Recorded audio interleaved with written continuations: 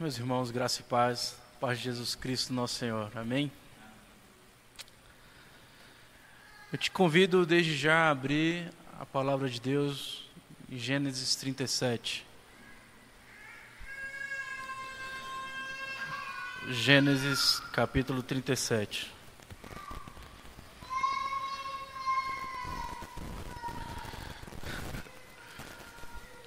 Essa que vocês estão escutando é minha filha, né? Meus irmãos, para aqueles que nos visitam, a gente tem trabalhado aqui na igreja sermões e séries, e a gente tem trabalhado desde o ano passado o livro de Gênesis.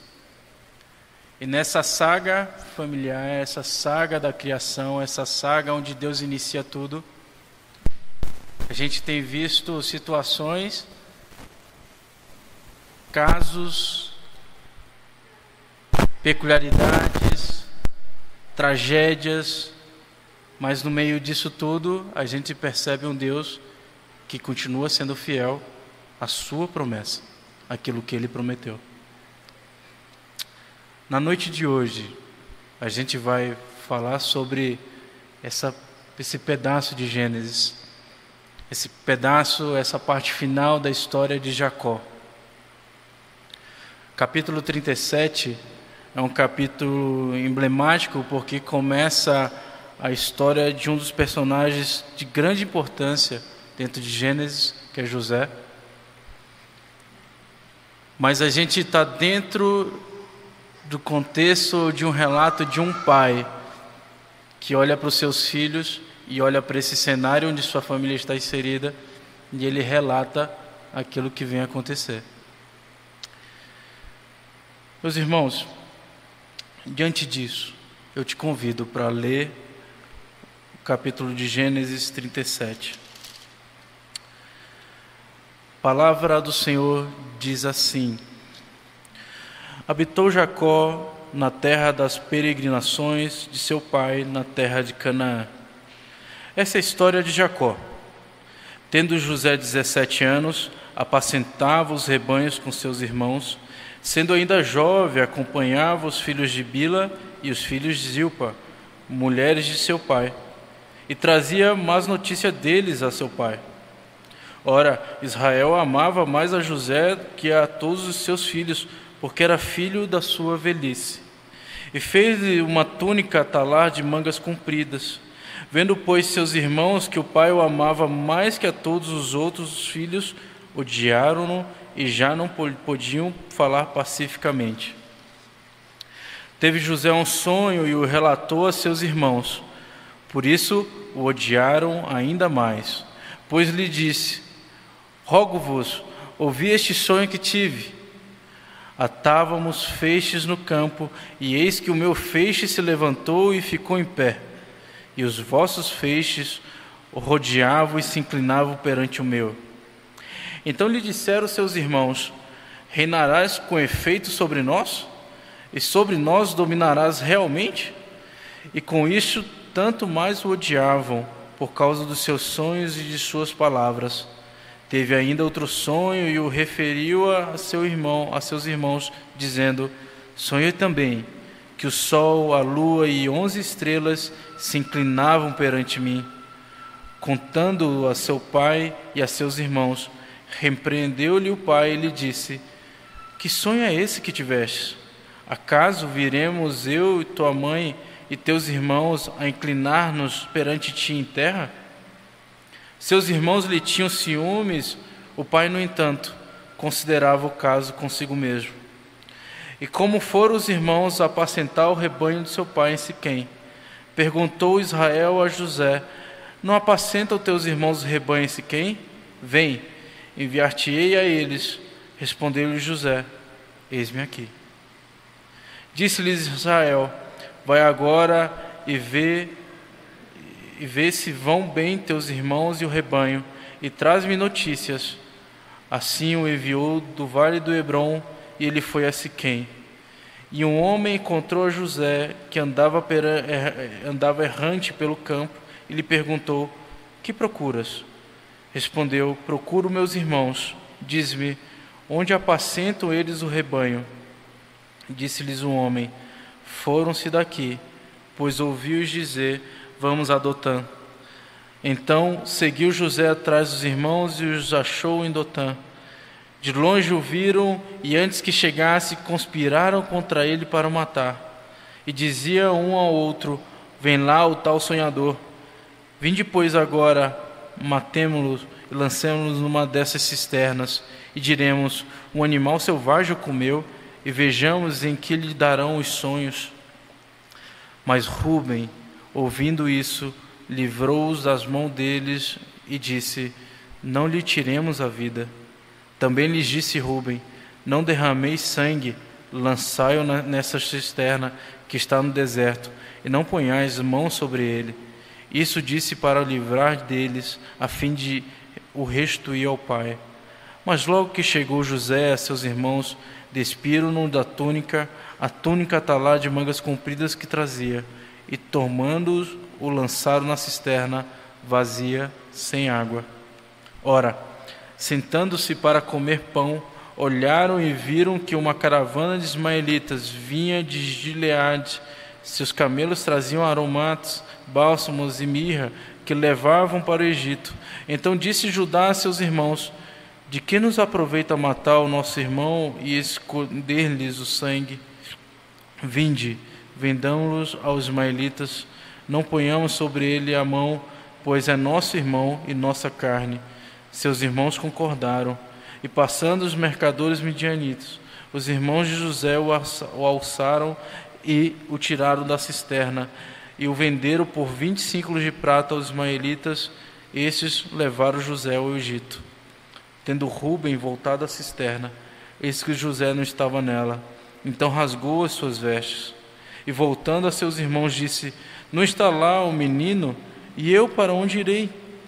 Então tomaram a túnica de José, mataram um bode e a molharam no sangue. Enviaram a túnica atalá de mangas compridas, fizeram-na levar a seus pais e lhes disseram: achamos isto, vê se é ou não a túnica do teu filho. Ele a reconheceu e disse: é a túnica de meu filho.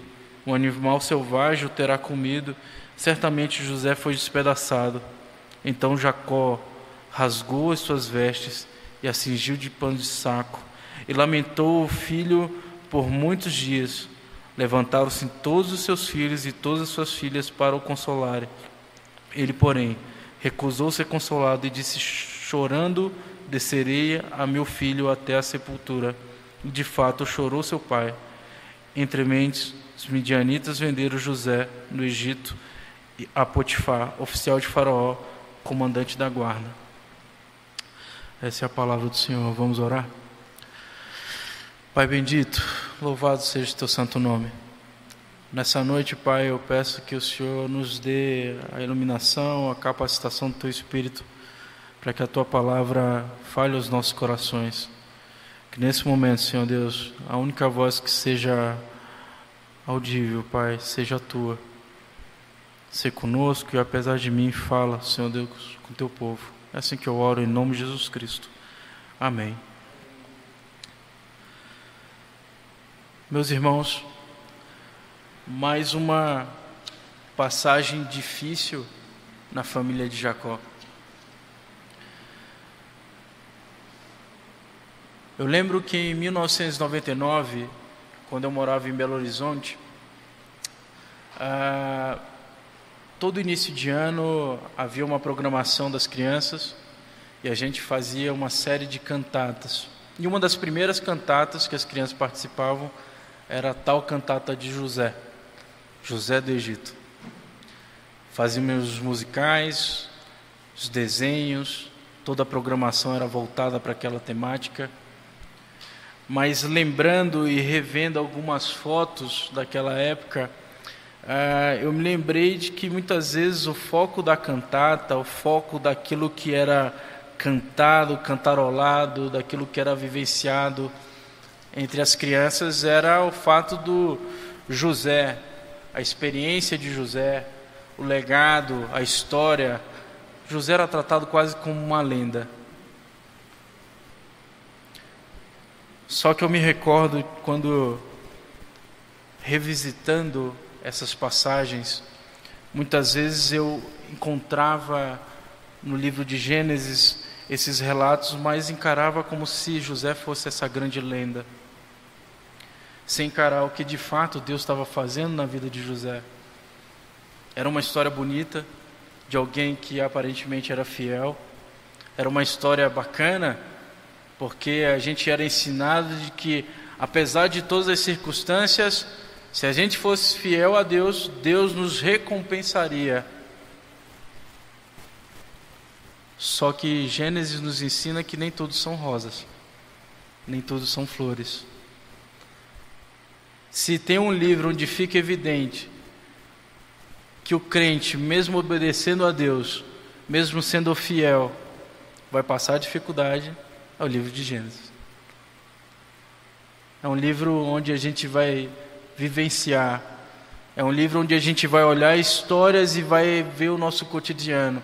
É o livro onde é exposto as mazelas de um povo escolhido pelo Senhor, mas que apesar do povo, Deus se mantém fiel às suas promessas. Não porque aquele povo era bom, não porque aquele povo era ótimo, não porque os patriarcas eram excelentes, mas porque Ele era bom. E prometer, em cuidar, em zelar, e por zelo à sua própria palavra, Ele se mantinha fiel com aquele povo. Sabe, meus irmãos, nesse capítulo nós vamos identificar que essa continua sendo a história de Jacó, como a gente leu no texto. Lá no versículo 1, a gente vê que quando diz que habitou Jacó na terra da peregrinação do seu pai, na terra de Canaã, logo em seguida no versículo 2 começa essa tal de história dizendo que essa é a história de Jacó. E é engraçado porque a partir do capítulo 37 até o 50, o que a gente vai ouvir é a história de José.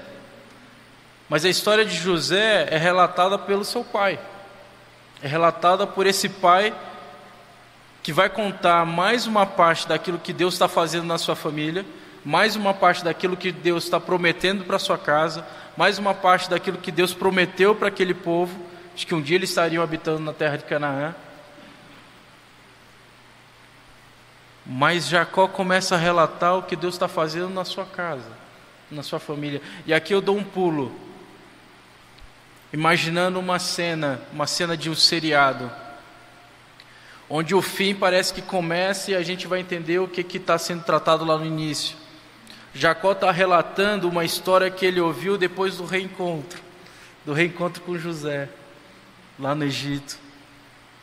Quando a gente vai ver que a família se reúne, há o perdão, há a reconciliação, e a gente fica imaginando aquela cena onde o pai agora vai ouvir o que aconteceu com o filho. Imagine isso tudo sendo relatado por ele. Imagine todos os filhos começando a relatar o que foi feito, o que cada um fez, o que aquilo foi.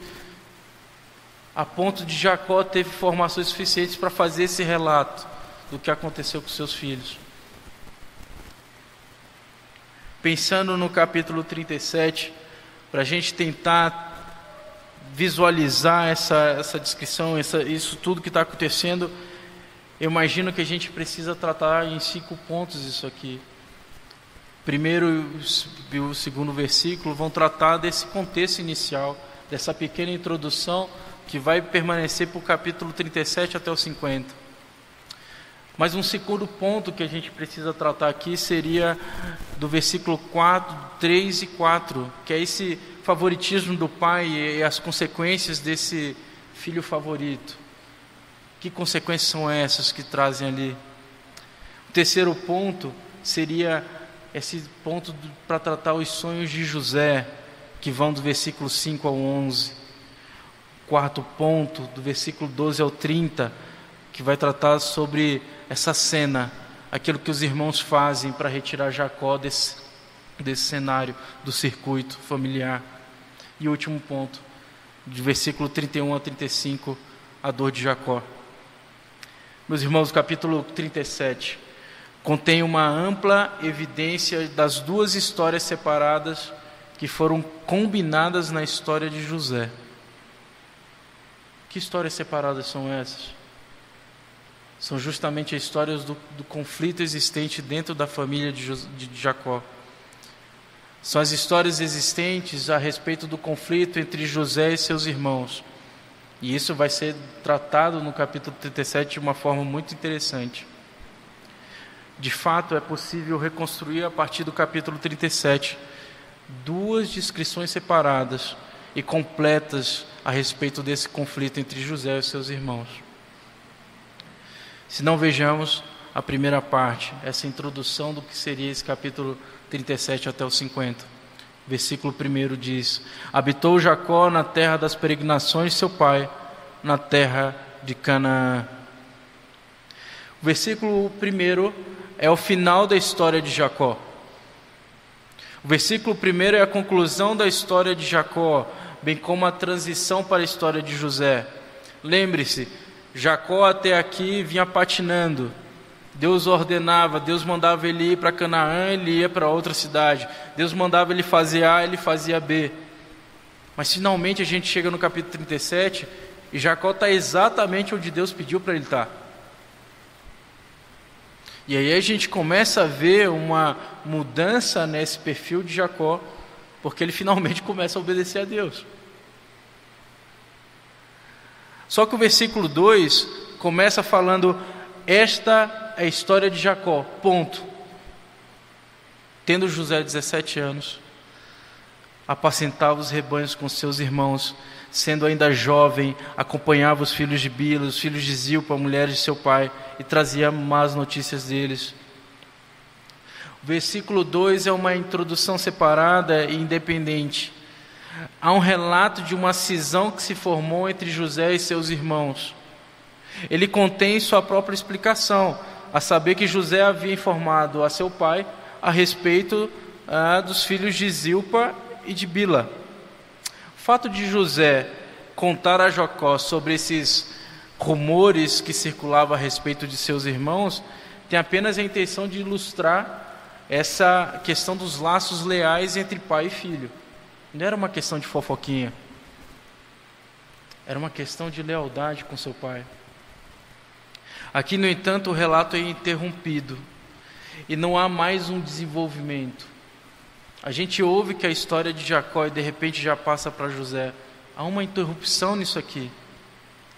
Esses dois versículos servem para dar uma introdução sacerdotal aos capítulos 37 a 50, da mesma forma que as palavras enquadram em muitas outras porções importantes existentes no Pentateuco.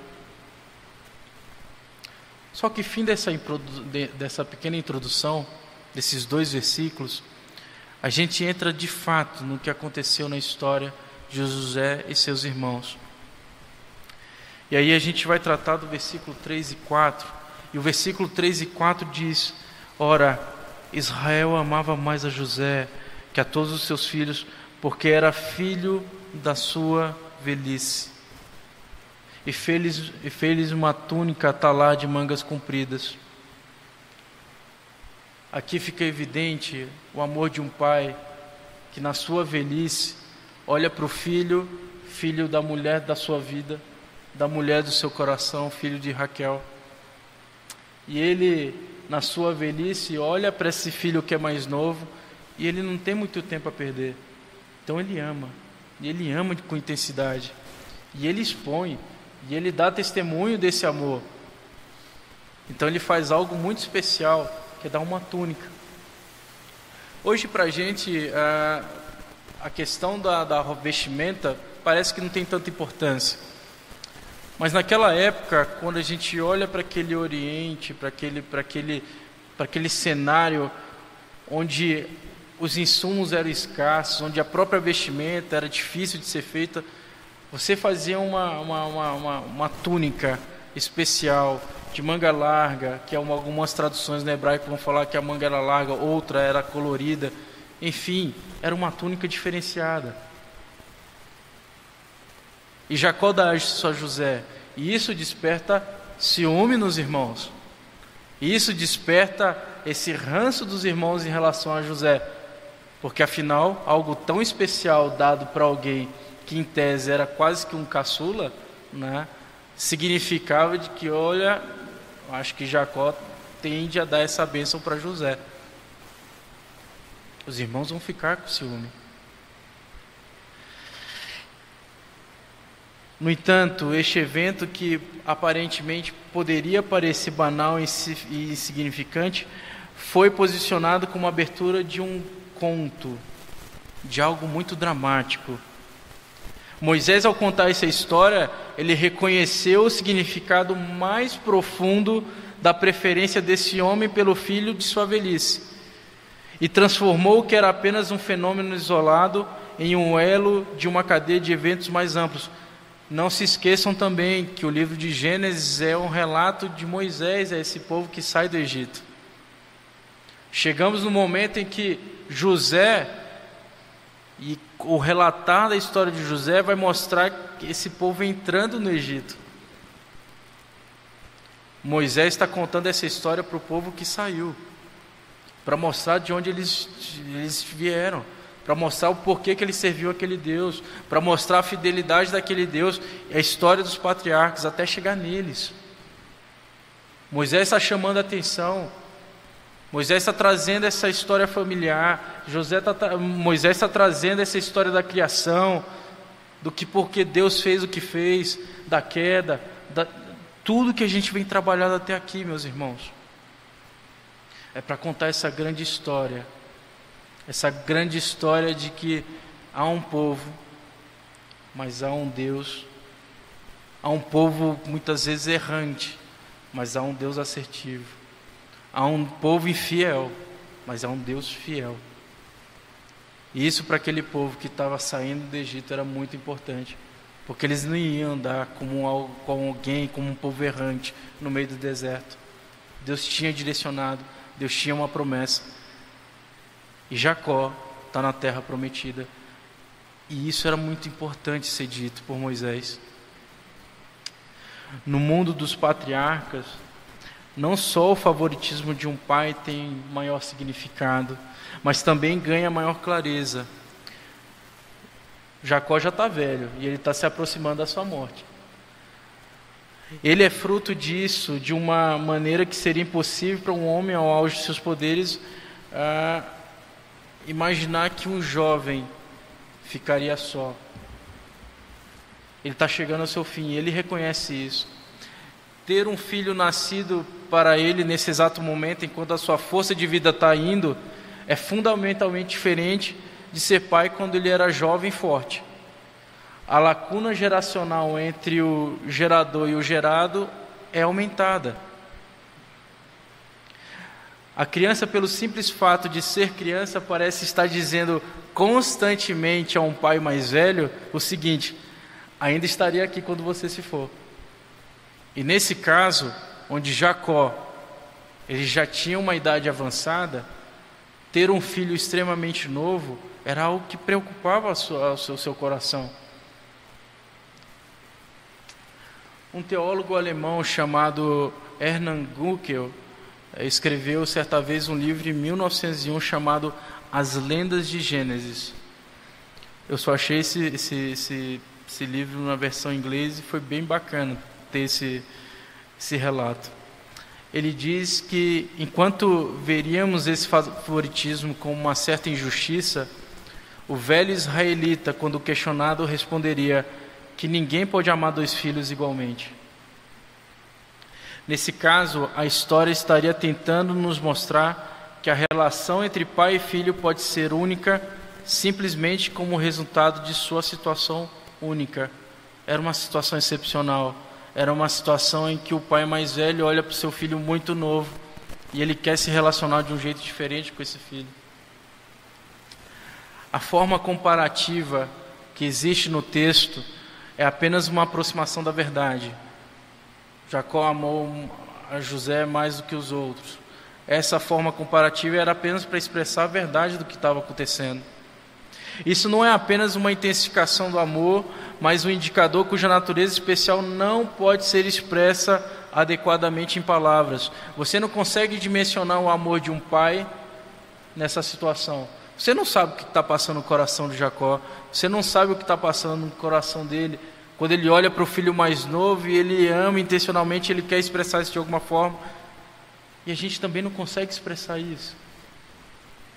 Se tentarmos aplicar os nossos próprios critérios morais para julgar o favoritismo de Jacó, a gente vai acabar interpretando muito mal essa história desde o início. Porque aqui é criado um problema. Se tentarmos aplicar os nossos próprios critérios morais para julgar o favoritismo de Jacó, acabaremos interpretando mal essa história, porque a gente não consegue dimensionar o amor de um pai por seu filho, quando surge esse evento que leva primeiro à perda do equilíbrio e depois o rompimento da paz familiar. E que evento é esse? O ato de amor expressado através de uma túnica dada para o seu filho. E aí a gente chega no versículo 4, que é quando a gente é confrontado com o ódio dos irmãos. Vendo, pois, seus irmãos que o pai o amava mais que todos os outros, odiaram-no e já não lhe podiam falar pacificamente. Aqui a gente precisa explicar algo muito interessante. Hoje em dia, se eu digo que eu odeio alguém, eu estou falando muitas vezes de forma pessoal, de um jeito, de algo que não me agrada, mas aquilo não me impulsiona a fazer algo contra aquela pessoa. Só que para o oriental, quando você diz que você odiava alguém, esse ato de dizer, ele precedia uma ação. Você não diz só que odeia, eu te odeio e por isso eu te mato. É isso que está acontecendo aqui. A palavra odiar no Antigo Testamento, a palavra odiar naquele cenário, naquele povo, naquele período, ela precedia um ato que ia ser feito. Para o judeu não faz sentido ele falar que odeia alguém e ficar por isso mesmo. Para o oriental não faz sentido você dizer que odeia alguém e deixa para lá. Você vai fazer algo contra aquela pessoa, porque você odeia ela. Quando os irmãos começam a falar, ou que começa a ser expressado que eles odiaram-no, quando começa a utilizar esse termo, a gente está vendo que algo vai acontecer, algo mais grave, algo que vai executar aquilo que de fato eles odiavam. E eles queriam a morte daquele garoto, só não sabiam como ainda. O presente do manto foi um evento para testemunhas verem. Jacó deu um manto, deu essa túnica para José na frente de todos. Esses irmãos não se voltaram contra Jacó. É interessante porque assim, Jacó ele deu uma túnica para José. Mas quem gerou isso foi Jacó. Mas os irmãos odiaram José. Isso nos lembra alguma coisa lá atrás, porque da mesma forma que aconteceu com Caim e Abel, Caim não dirigiu seu ódio para Deus. Da mesma forma que os irmãos de José não dirigiram seu ódio para Jacó. Eles dirigiram seu ódio para José. Caim se dirigiu seu ódio para Abel. Porque de fato, eles não tinham nada que justificasse tanto se voltar contra Deus, contra Jacó. Jacó era o pai, ele podia fazer o que ele quisesse. Mas quanto ao seu irmão, eles podiam fazer algo contra. Quando o texto diz no final do versículo 4 que eles já não podiam falar pacificamente, esse falar pacificamente, ele muitas vezes está associado ao próprio cumprimentar. Quando a gente vai ler o texto na íntegra, a gente vê que essa relação truncada entre os irmãos não permite nem que haja cumprimento entre eles. Então fica bem claro nesses dois versículos que a paz dentro da casa de Jacó, ela está no fim. Existe um conflito, um confronto, e algo grave vai acontecer. E aí a gente vai para o versículo de 5 a 11, que vai tratar sobre os sonhos de José. Então a gente chega no primeiro sonho. E o primeiro sonho vai dizer assim, lá no versículo 5: Teve José um sonho e o relatou a seus irmãos, por isso o odiaram ainda mais. Pois lhe disse: Rogo-vos, ouve esse sonho que tive. Atavam os feixes no campo, e eis que o meu feixe se levantou e ficou de pé, e os vossos feixes rodeavam e se inclinavam perante o meu. Então lhes disseram seus irmãos: Reinarás com efeito sobre nós, e sobre nós dominarás realmente? E com isso tanto mais o odiavam, por causa dos seus sonhos e de suas palavras. Neste ponto, na narração dos dois sonhos de José, temos o início de uma segunda explicação separada do conflito. O primeiro motivo do conflito entre os irmãos era essa túnica, que evidenciava o favoritismo de Jacó em relação a José, em detrimento dos outros irmãos.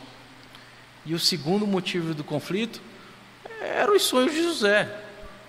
Que sonho é esse que você sonha, em que nós, sendo seus irmãos, a gente se ajoelha perante você?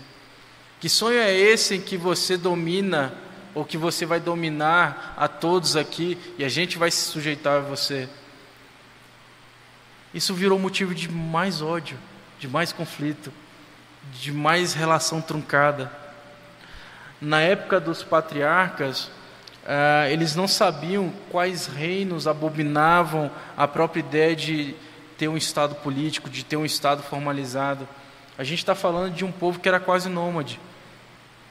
Você não tem a figura de um rei, você não tem a figura de um imperador, você tem a figura do patriarca, do pai, daquele que é mais velho, daquele que orienta, daquele que caminha, daquele que instrui. E esse sonho revela algo muito, muito peculiar para aqueles irmãos. Quer dizer então que você vai mandar na gente? Como assim? Você é o mais novo, tirando Benjamim, que era o caçula de todos. Como é possível e justificável que em uma nação um irmão deva dominar os outros? Isso é inconcebível para aqueles irmãos. E aí a gente entra na questão do segundo sonho que ele teve, que é dos versículos 9 a 11, quando diz: Teve ainda outro sonho e o referiu a seus irmãos, dizendo: Sonhei também que o sol, a lua e 11 estrelas se inclinavam perante mim. Contando a seu pai e a seus irmãos, repreendeu-lhe o pai e lhe disse: Que sonho é esse que estiveste? Acaso viremos eu, tua mãe e teus irmãos a inclinar-nos perante ti em terra?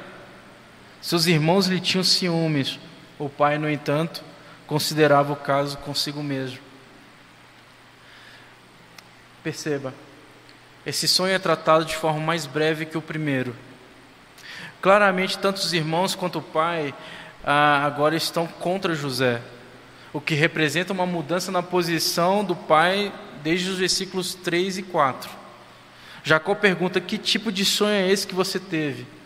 Mesmo que Jacó esteja chocado com o sonho de José e o censure, ele se lembra.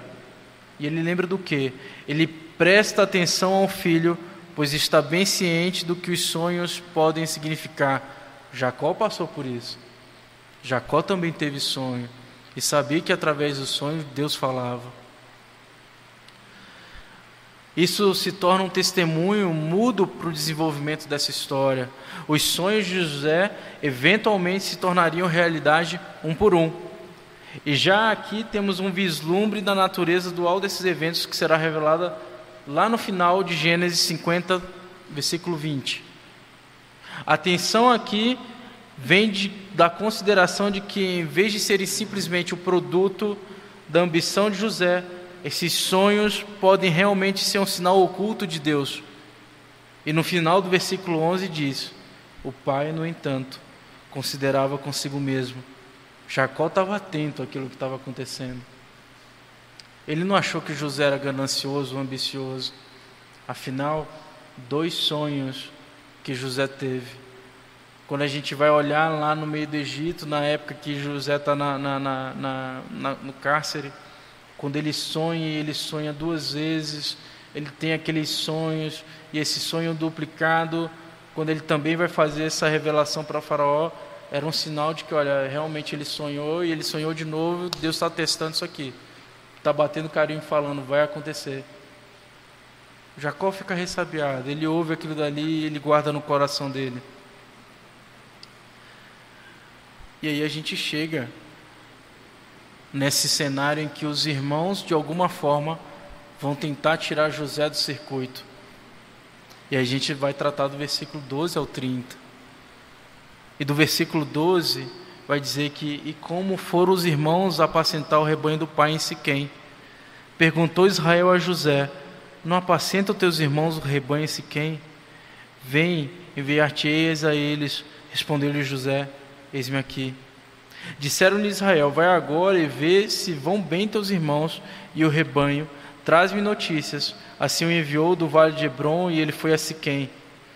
Versículo 15. E um homem encontrou a José, que andava errante pelo campo, e lhe perguntou: que procuras? Respondeu: procuro meus irmãos. Diz-me, onde apacentam eles o rebanho? Versículo 17. Disse-lhe o homem: foram-se daqui, pois ouvi-os dizer: vamos a Dotã. Então seguiu José atrás dos irmãos e achou em Dotã. O propósito dessa transição é simplesmente estabelecer um novo estágio nessa caminhada de José. Não é possível entrar em um detalhe geográfico a respeito de onde realmente detalhadamente isso está se passando, mas basta dizer que é necessário que José vá ao encontro dos seus irmãos. E seus irmãos não estavam perto de casa. Isso ocorre porque o que está prestes a acontecer entre eles e os irmãos deve ocorrer longe de seu pai. Se isso foi premeditado ou não, a gente ainda não sabe isso aqui.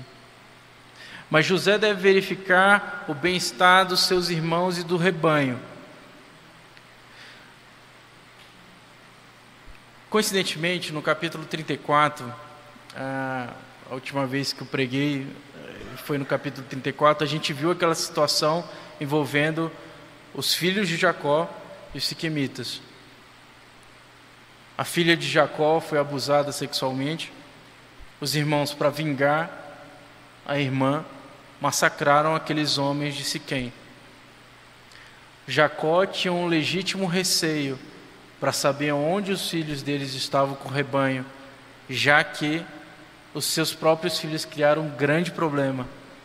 E Jacó ficou ressabiado com isso, ficou preocupado com essa situação. Sabe-se lá o que vai acontecer com eles. E manda José ver o que está acontecendo. De onde Jacó está, de onde José está até Siquém, a gente poderia falar que haveria uma distância de 80 quilômetros a respeito disso. José vai em obediência ao pai. Só que José vai e observar o que está acontecendo com seus irmãos e não encontra os seus irmãos. Se fosse a gente hoje, se a gente vai na padaria e não tem o que a gente tem, a gente volta para casa. José não. José insistiu em achar os seus irmãos para saber como eles estavam, o que estava acontecendo com eles. José vai em obediência ao seu pai, na busca dos seus irmãos, andar até encontrar seus irmãos. Nessa busca, José ele se perde esse rumo. Do nada aparece alguém que não fala, a gente não sabe qual é a origem, não sabe de onde veio, não sabe para onde vai, mas sabia onde os irmãos estavam. E indica para onde José deveria ir. E José vai a Dotã. E aí a gente entra nesse cenário onde tem esse plano dos irmãos em relação a José. Esse plano que agora a oportunidade está se fazendo perfeita para que algo aconteça com José e a gente dê sumiço de vez com ele. Versículo 18. De longe o viram e antes que chegasse conspiraram contra ele para o matar. E diziam um ao outro: vem lá o tal sonhador. Vinde, pois, agora matemo-lo e lancemo-lo numa dessas cisternas, e diremos: um animal selvagem comeu, e vejamos em que lhe darão os sonhos. Mas Rúben, ouvindo isso, livrou-os das mãos deles e disse: não lhes tiremos a vida. Também lhes disse Rúben: não derrameis sangue, lançai-o nessa cisterna que está no deserto, e não ponhais mão sobre ele. Isto disse para o livrar deles, a fim de restituir ao pai. Nesse ponto a gente precisa fazer uma pausa. A gente precisa entender o que significa fraternidade.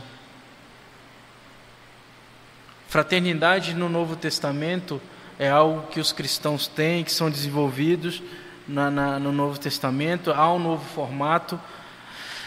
Mas, no entanto, o que a gente pode realmente entender da palavra irmão no Antigo Testamento é exatamente o que significa, que é o grau de parentesco, era o irmão de sangue. Não existia essa dimensão emocional de fraternidade entre irmãos. Somos irmãos porque somos ligados a Cristo. Somos irmãos porque de forma fraterna a gente tem cuidado um do outro, algo nesse sentido. Não. Fraternidade no Antigo Testamento era o irmão que era ligado ao outro. Era o irmão que era irmão de outra pessoa. Era um tronco sanguíneo. Não havia esses apegos emocionais.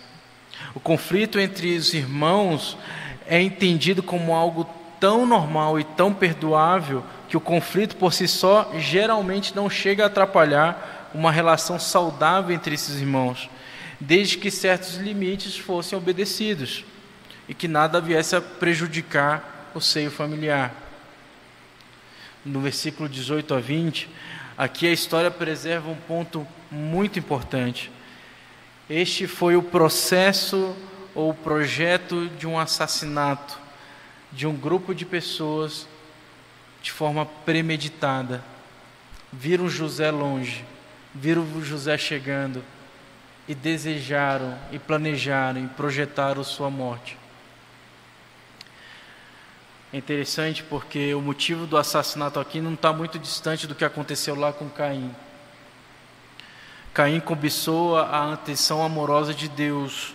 Um filho favorito tornou-se uma barreira para outras pessoas. E também em ambos os casos o agravo é justo. Caim, assim como os irmãos de José, são incapazes de atacar a justiça em sua fonte. E aqui está a própria raiz de seus atos perversos. Agora eles vão executar o plano. Eles vão executar a maldade que eles estavam planejando. E assim o fizeram. No versículo 21 e 22, aqui o autor provavelmente escreveu Rúben no lugar de Judá. Judá é aquele que se distancia desses planos. Judá é aquele que se distancia do plano de assassinato desde o início. Aqui vemos uma continuação da origem peculiarmente dicotômica de um ato. Os irmãos estão preocupados em proteger seu direito legítimo, e nisso também Judá participa. Lembre-se, a gente está falando da história de Jacó. E dentro da história de Jacó a gente tem a história de José. Mas um dos personagens que também tem igual importância é Judá, que é o tronco de ascendência, de descendência de Jesus Cristo. Quando a gente olha a árvore genealógica de Jesus, a gente vai ver que esse tronco está ligado a Judá. Judá não foi inocente nisso aqui. Judá não foi inocente naquilo que estava sendo cometido contra José. Versículo 23. Mas logo que chegou José a seus irmãos, despiram-no da túnica, a túnica talá de mangas compridas que trazia, e tomando-o lançaram na cisterna vazia sem água. Ora, sentando-se para comer pão, olharam e viram que uma caravana de ismaelitas vinha de Gileade. Seus camelos traziam aromas, bálsamos e mirra, que levavam para o Egito. Então disse Judá a seus irmãos: de que nos aproveita matar o nosso irmão e esconder-lhes o sangue? Vinde, vendamos-nos aos ismaelitas, não ponhamos sobre ele a mão, pois é nosso irmão, é nossa carne. Seus irmãos concordaram. E passando os mercadores midianitas, os irmãos de José o alçaram e tiraram da cisterna e o venderam por 20 siclos de prata aos ismaelitas. Estes levaram José ao Egito. Tendo Rúben voltado à cisterna, eis que José não estava nela. Então rasgou as suas vestes e voltando a seus irmãos disse: Não está lá o menino, e eu, para onde irei? Lembre-se, os ismaelitas são a descendência de Ismael, que a gente viu lá em Gênesis 16. Uma tribo errante, uma tribo violenta, uma tribo que não era eleita do Senhor. São esses que estão passando aqui. São esses que estão passando e comprando José. Essa é a história de uma redenção. Essa não é a história de um herói, como a gente sempre ouviu, pelo menos eu quando era criança, de um herói da fé, em que ele vai lutar, ele vai desbravar, ele vai combater a injustiça e ele vai voltar para casa. Meus irmãos, José nessa situação, a última vez que ele esteve em Canaã foi quando ele recebeu a ordem do pai. Depois ele nunca mais voltou para Canaã, ele nunca mais voltou para a terra prometida. Daqui até o final do capítulo 50, José não volta vivo para Canaã. Isso só vem acontecer quando Moisés sai do Egito e leva a sua alçada, e leva a alçada de Jacó de volta para ser enterrada junto à sua descendência, junto aos seus avós, junto àquela terra prometida. Na chegada de José, nesses versículos, a chegada de José, a primeira coisa que os irmãos fazem é despir José de sua túnica. É interessante que quando a gente lê isso na Bíblia, parece que há uma certa leveza. Os irmãos despiram José. Não. Arrancaram a túnica, rasgaram, bateram. Isso é algo mais brutal, isso é algo mais grosseiro. Não foi leve. Até porque ele não era um bebê, ele era alguém que reagia. Até agora ele não disse uma palavra para contradizer, para brigar, para reclamar dos seus irmãos, exceto o seu pedido de instrução ao longo do caminho. A gente não vê mais nenhuma fala de José. Ele não tomou nenhuma ação. Agora ele continua seu silêncio, sem reclamar, nem perguntar por que está acontecendo isso, permitindo passivamente que os acontecimentos simplesmente aconteçam. Mas parem para pensar nesse cenário, parem para pensar nessa cena. Imagina ele chegando para encontrar os irmãos, imagina ele para saber como é que os irmãos estão. Ele é recebido dessa forma, ele é jogado numa cisterna. Imagina ele chamando Simeão, Naftali, Rúben, querendo entender o que está acontecendo. Ele é um jovem, ele está indefeso aqui. A caravana ismaelita aparece e essa história ganha um fundo histórico realista. A caravana está indo para Gileade, para o Egito, e sabe-se que a rota das caravanas realmente passava por Dotã. Judá está levando a sério suas responsabilidades como filho mais velho. Judá, o Rúben, ele é o filho mais velho ali. Ele sabe da responsabilidade que ele tem. Talvez no coração de Rúben estivesse passando a ideia de que, olha, se eu conseguir salvar meu irmão aqui, talvez eu ganhe o favor do meu pai. E daí porque ele concorda com a venda, não concorda com o assassinato. A Bíblia nos relata que ele voltou lá para tentar resgatar José. Mas de fato a gente não sabe o que está acontecendo no coração de Rúben. Só que eles não têm como esconder o sangue do seu irmão caso viessem a matá-lo. Quando a gente faz um paralelo lá em Gênesis 4:10 e Jó 16:18, a gente observa duas grandes advertências que, em resumo, diz que mesmo o sangue oculto é capaz de gritar. Rúben tem consciência disso. Ele sabe que ele não vai poder esconder esse sangue por muito tempo. E aí a gente caminha e vai caminhando para o final do texto bíblico, quando a gente observa a dor de Jacó, que está em versículo 31 a 35. Então tomaram a túnica de José, mataram um bode e molharam no sangue. E enviaram a túnica talá de mangas compridas, fizeram-no levar a seu pai e lhe disseram: achamos isto, vê se é ou não a túnica do teu filho. Ele reconheceu e disse: é a túnica do meu filho, um animal selvagem o terá comido, certamente José foi despedaçado. Então Jacó rasgou suas vestes e cingiu-se de pano de saco e lamentou o filho por muitos dias. Levaram-se todos os seus filhos e todas as suas filhas para o consolarem. Ele, porém, recusou ser consolado e disse, chorando, descerei a meu filho até a sepultura. E de fato chorou seu pai. Entre mentes, os midianitas venderam José no Egito a Potifar, oficial de Faraó, comandante da guarda. Certo comentarista, quando ele vai tratar sobre essa história, ele diz que o motivo da túnica ser tão especial é porque o dom que representava o favoritismo paterno estava expressado naquela túnica.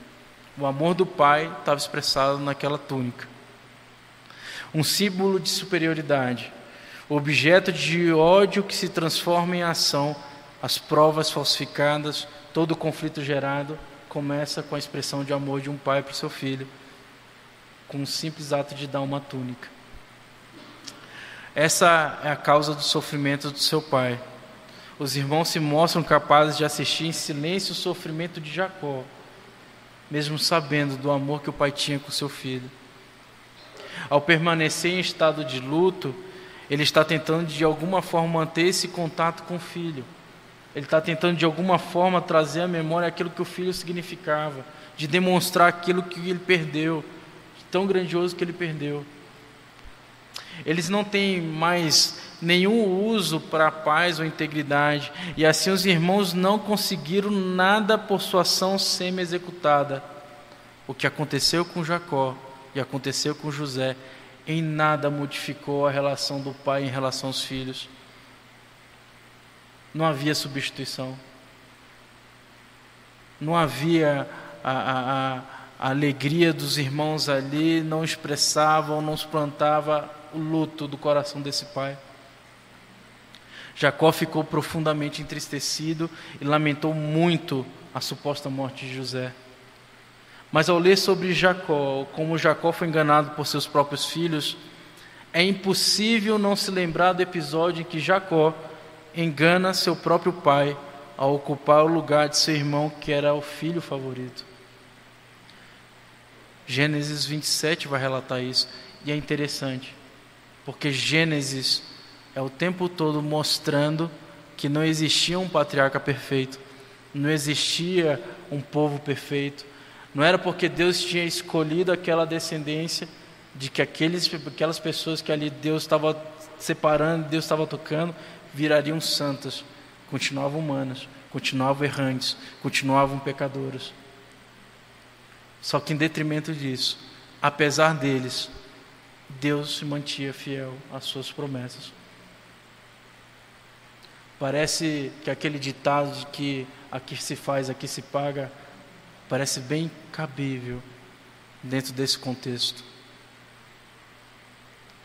Gênesis 37 termina mostrando não apenas a tristeza de Jacó, mas também informando o paradeiro de José.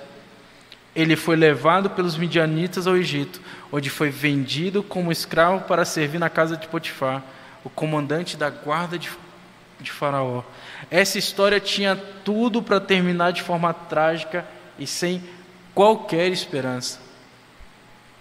Mas da forma mais improvável, o escravo se tornaria o governador da nação mais poderosa daquela época e serviria como salvador de seu povo num tempo de grande crise.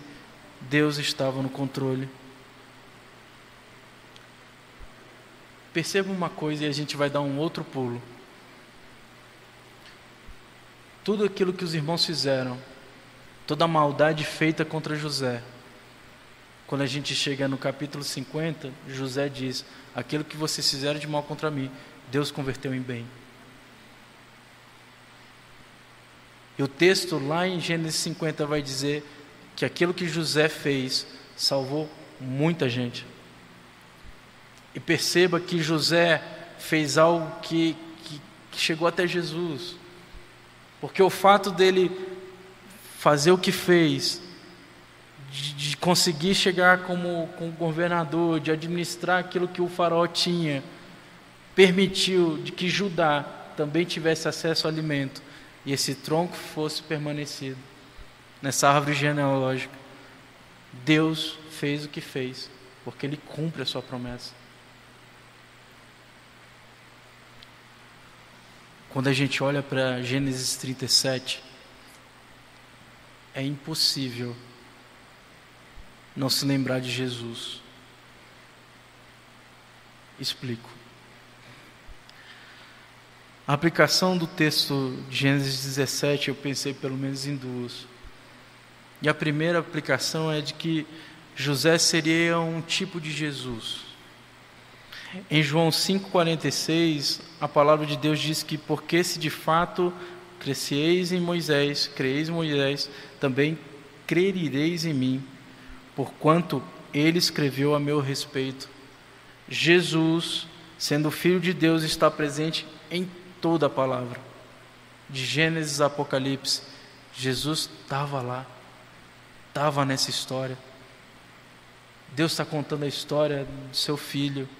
Deus está contando a história de como isso ia acontecer, de como ia chegar essa descendência até Jesus. E a gente vai encontrar várias alegorias, várias tipologias, várias figuras, vários símbolos para demonstrar isso. E é o que exatamente quando olhamos para José no Egito, naquilo em que ele não pecou, enxergamos um dos tipos de Jesus no Antigo Testamento. É maravilhoso olharmos para José no Gênesis e encontrarmos Jesus, porque tais semelhanças prefiguravam o Cristo que salvaria não apenas seus irmãos, mas todos os que recebessem em fé. Enquanto José pôde alimentar os seus irmãos, pôde fornecer mantimentos terrenos, Jesus nos alimenta e tem nos alimentado e alimentou aqueles que até aqui existiram com seu próprio corpo e seu próprio sangue, trazendo saúde espiritual, trazendo esperança, trazendo essa memória de que um dia Ele veio para morrer por mim e por você. Para lembrar de que da mesma forma como um dia Deus levantou José para benefício de muitos, Deus mandou o seu Filho para benefício de todos. E amém por isso. Glória a Deus por isso. Essa história nos leva a refletir sobre o que um irmão realmente é e como a Bíblia trata a fraternidade. A história da Bíblia nos leva à história que fala sobre o que realmente aconteceu entre aqueles irmãos. O filho que vai em direção aos irmãos em obediência ao pai. Nos lembra muito aquele filho que também vai em obediência ao seu pai falar das boas novas. O filho que foi em obediência ao pai verificar como estavam os seus irmãos é aquele que foi levado para a morte, mas que por intervenção de Rúben não foi morto. A diferença nessa história é que Jesus não tinha um Rúben para lhe defender. Ele foi até o fim e foi crucificado. O Evangelho não é a respeito de homens bons ou homens maus salvando o mundo. O Evangelho é a respeito dos homens maus que só podem ser salvos por Jesus Cristo. Meus irmãos, José é esse pequeno Cristo no Antigo Testamento. E a segunda aplicação é de que Deus e sua fidelidade estão acima de qualquer circunstância. Você se lembra do texto que a gente leu na leitura responsiva de hoje? Salmo 105. O Salmo 105 nos mostra uma passagem de muitos anos, porque no Salmo 105 vai tratar sobre vários períodos lá do tempo dos patriarcas. Mas ele traça um perfil a respeito de Deus, de um Deus fiel, que nos faz promessas e cumpre cuidadosamente com seu povo, sempre planejando com antecedência aquilo que Ele tem para o seu povo em termos de fidelidade, compromisso, de lealdade, de aliança. O relato de Jacó é, contudo, mais do que a história da restauração de uma família destroçada. Mostra como Deus utiliza os feitos de pessoas pecadoras para salvar o mundo. Pois conforme José disse aos seus irmãos: vós, na verdade, intentastes o mal contra mim, porém Deus o tornou em bem. Isso está em Gênesis 50, 20. É interessante essa passagem quando vai falar sobre Dotã, porque certa ocasião, nesse mesmo lugar onde José foi vendido, onde José não conseguia ver a mão do Senhor, Deus permitiu que o profeta Eliseu tivesse um vislumbre dos exércitos celestiais. Foi na região de Dotã que isso aconteceu. Deus não é alheio à iniquidade. Em Isaías 9, traz a profecia de um jovem que um dia seria chamado de príncipe da paz, de um jovem que iria acabar com o conflito. E diz o texto: toda bota com quem anda o guerreiro no tumulto da batalha, e toda veste revolvida em sangue, serão queimados e servirão de pasto ao fogo. Isso vai se cumprir quando Jesus voltar. A história termina com uma túnica manchada de sangue, mas ela começa com uma cruz manchada de sangue, porque Deus retira na cruz do Calvário a morte e dá a Jesus o reinado em que o sangue não mais manchará as cores desse mundo, onde Israel e seus filhos um dia poderão viver em paz. Essa é a promessa que nós temos da glória, e é com isso que a gente se alegra. Vamos orar? Pai Santo, obrigado, Senhor Deus, pela porção, Senhor Deus, da Tua Palavra que a gente pôde ver e ouvir essa noite. Que o Senhor sempre nos lembre, Pai, que apesar dos pesares, que apesar de nós, que apesar dos malfeitos que são feitos contra nós, o Senhor se permanece fiel e íntegro à Tua Palavra. Obrigado pelo Teu santo cuidado, obrigado pela Tua fidelidade, obrigado porque através de Jesus Cristo o Senhor tem cuidado do Teu povo, nos dado esperança e alegria, Senhor Deus, de caminhar nessa terra. Ser conosco até o fim, Pai. É assim que eu oro em nome de Jesus Cristo. Amém. Que Deus te abençoe, meus irmãos.